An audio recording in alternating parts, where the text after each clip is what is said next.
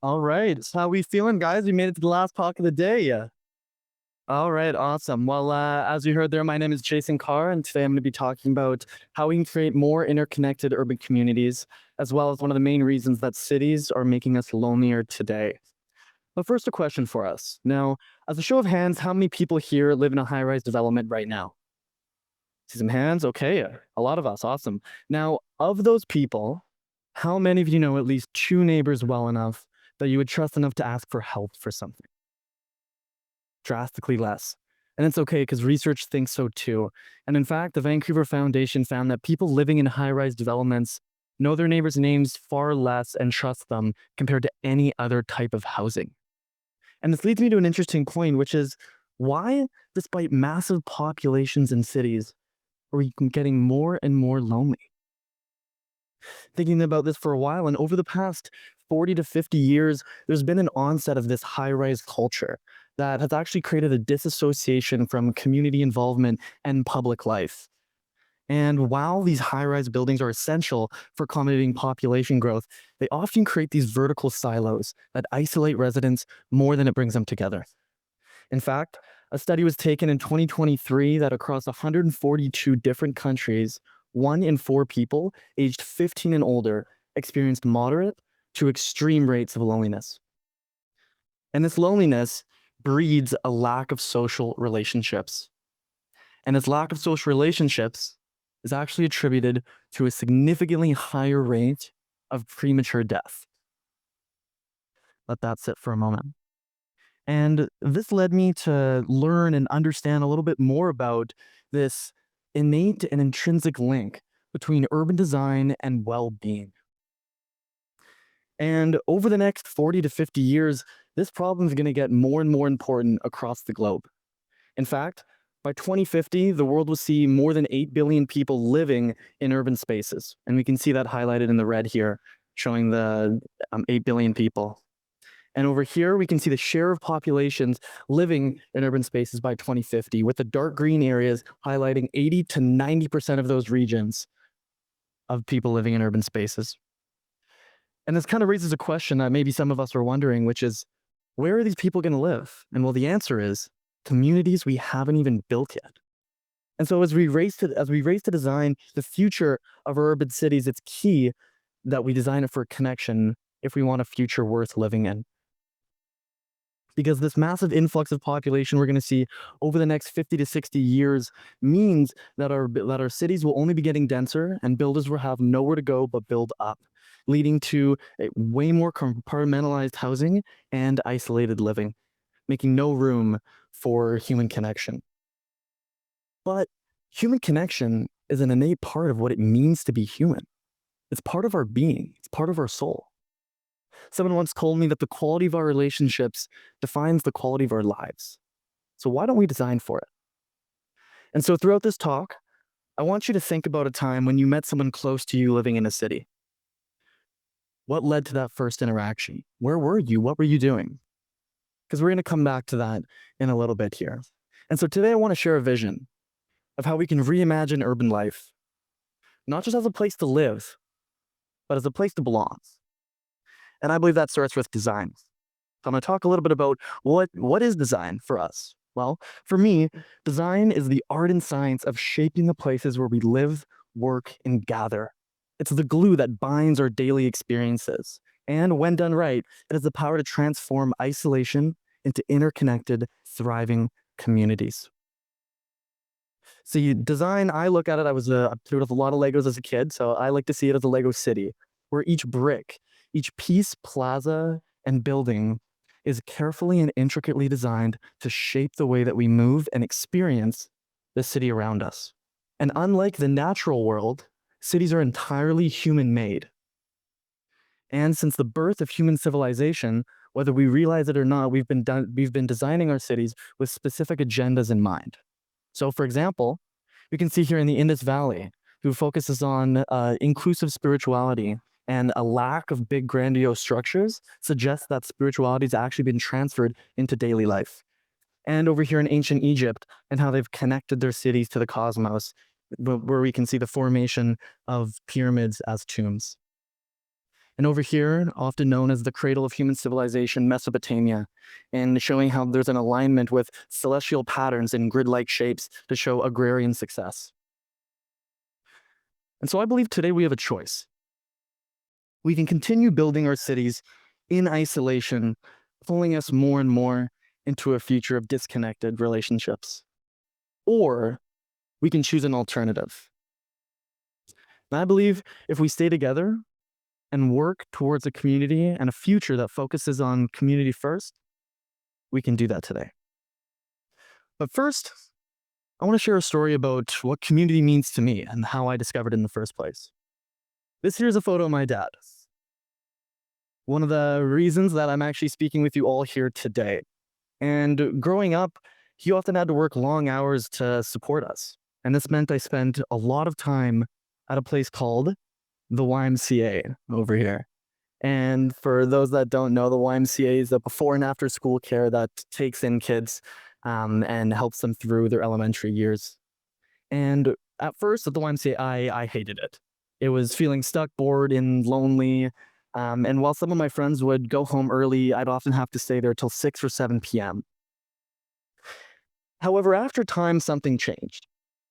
And no, don't worry, a car didn't run through the building or anything. We're all fine. The hockey pads in the gym were just as stinky as normal, so that was okay too. It was great. But it was a little bit more of a feeling. And while I couldn't describe this feeling at first, looking back at it, I realized this feeling was the relationships I was building with the people there. And I thought to myself, okay, well, but why the YMCA? Like, why here out of anywhere else? And thinking about it and coming back to it, I realized that it was the space that allowed these relationships to foster and to come together. The flexible areas that served as mini libraries or activity space, coming over and allowing different uses of the space to function. It was the YMCA that gave us this opportunity to form these kind of relationships. And as I grew older and graduated the YMCA, I realized how rare it was for many people living in cities to experience the same kind of connection that I once felt as well. In fact, we're not alone, because here in Vancouver, social isolation is ranked as the highest concern. And the critical need to foster these urban connections is real, with 34% of people living in cities having no close friends living nearby. And I believe that we can change this with an alternative. And so I offer a framework that starts with 3 main principles. And while these principles don't reinvent the wheel or anything in the urban planning industry by any means, I believe when combined together and used with intent, they're the most important in shaping the way that we see tomorrow. And the first one is going to be mixed-use development, a combination of residential, recreational, and workspaces that blend and create a smooth transition between public and private life, shaping natural interactions and fostering spontaneous encounters just through daily activities. It's actually been shown that research shows that neighborhoods with more diverse land use actually increase social cohesiveness, and residents are more likely to participate in community life, the kind that turns strangers into acquaintances and acquaintances into friends. And on this note on how we can redesign these mixed-use development buildings, there's actually someone I want to introduce you to. This here is Patty Rios. She's an esteemed urban planner and designer in the field, starting in Mexico City and coming here to show us how to redesign our cities today. She focuses on how changes in mixed-use development in our community space can have massive impacts on the way that we engage with other people. In her work designed to engage, she focuses on how mixed-use space and flexible corridor space can have massive impacts on the amount of social cohesiveness in those areas. This here is a shared corridor, different from your typical corridor, because this one, it features flexible spaces and an opportunity for people to engage to and from their commutes. The reason I'd like to feature her today is because this enables us to see practical application of where we can make small changes in our design and change the way the next building's made, and so on and so forth. It's a reality that we can implement today. Now, the next principle is something I like to call the living room of a city, or public space as we commonly know it as. Now, public space we're all familiar with in terms of parks, plazas, and libraries. They serve as this perfect middle ground between home and work. And public space is interesting because it's one of the only spaces in a city that is explicitly designed for connection. I like to call it connection designed with intent. Who here, as a show of hands, has been to an outdoor movie at Stanley Park or any parks in Vancouver? And exactly, awesome. Yeah, how fun are they? And a big thing that we don't realize is that these kind of places actually foster and allow for opportunities to connect us more and more. However, the way that these spaces are designed is critically important to how successful they are in creating connection. It's even shown that improving our public spaces not only increases their use, but also encourages people to engage with a more diverse population. However, design is key here. And so I want to show a couple things about how these places can fail. Over here, I got my friend not having the best day ever. I think too much ChatGPT, brain fried. But even something as simple as a lack of seating can greatly impact the successfulness of a place. Depending on certain climate and place unique characteristics, where you sit can determine how many people engage and use the space. Second is dysfunctional features. Oftentimes, some designers may like to put features that simply punctuate the space without serving any functional purpose. And so, making sure that we can include people in the space and provide features that join us together instead of serving as maybe an art mural can bring people in instead of making them watch it and move on to the next. And finally, visually inaccessible spaces. In order to reach a public space, we need to see it and we need to be able to get to it. And so dark or narrow passageways, like we can see in this photo here, is from a park in New York, actually exclude people from public space rather than bring them in. And so it's key that the way we think about these public spaces is designed for people here. Now, I want to show you an example. One not from North America. This here is Copenhagen's Superkillen Park in the Nordborg region of Copenhagen. And why this park is interesting is because Nordborg used to be one of the most dangerous neighborhoods in all of Copenhagen, filled with gun and drug violence. But instead of just simply increasing security and police presence, the government chose an alternative, a design alternative. And what they chose to do was completely redesign this park. And now it's home to over 60 different nationalities and 142 different features. Now, this park is one of the most harmonious spots of all in all of Copenhagen, and a perfect example of how we can use actual design changes to shape the way that we engage with other people. Now, the last principle is arguably the most important, because without it, mixed-use development and public space would simply fail. And this principle is walkability, or access through your 2 feet. Walkable spaces are those that create environments where walking is the most efficient mode of transportation. Imagine the last time you walked through a lively neighborhood. I'm sure you passed by bustling shops or neighborhoods and parks that were filled with families and kids running around. Maybe even a friendly shopkeeper that probably recognized you and said hi. Now picture walking down a street lined with high-rise buildings and parking lots, only hearing the wind wisp by these towers. What's the difference here? Walkability. See, I see walkability as an overarching framework that forms a mesh that bonds all the unique features of a city together, creating a link. When streets are designed for people and not cars, something powerful happens. We interact more.